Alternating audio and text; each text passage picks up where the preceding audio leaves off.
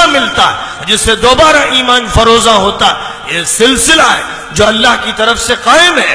جو کچھ بھی ہے اللہ کے ہاتھ میں ہے، اللہ کے علاوہ کسی کے پاس کوئی طاقت نہیں ہے۔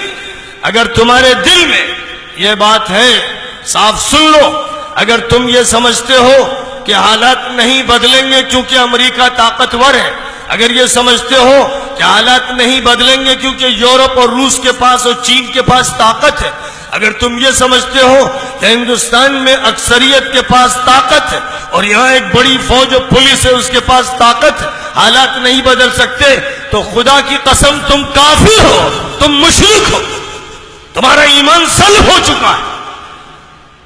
حالات کتنے بگڑے ہوئے ہو، تلواروں کے نیچے، بندوقوں کے سائے میں اور توپ کے دہانے پہ کھڑے ہو، تب بھی ایک منٹ کے لیے مت سوچنا کہ اللہ کے علاوہ کسی میں طاقت ہے۔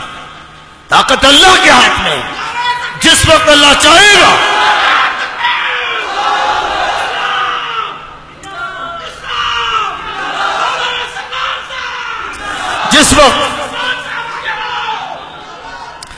جس وقت اللہ چاہے گا، جیسا چاہے گا۔ قرآن اسی سے بھرا ہوا ہے۔ افسوس کہ مسلمان قرآن کی تلاوت کرتے ہیں لیکن سمجھتے نہیں، قرآن تراویح میں سنتے ہیں لیکن سمجھتے نہیں۔ قرآن کو انہوں نے صرف برکت کی کتاب سمجھ لیا، قرآن کو انہوں نے یوں سمجھا کہ یہ تعویذ کی کتاب ہے، گنڈوں کی کتاب ہے، جھاڑ پھونک کی کتاب ہے، یا صرف ثواب کے لیے اس کو پڑھا جاتا ہے۔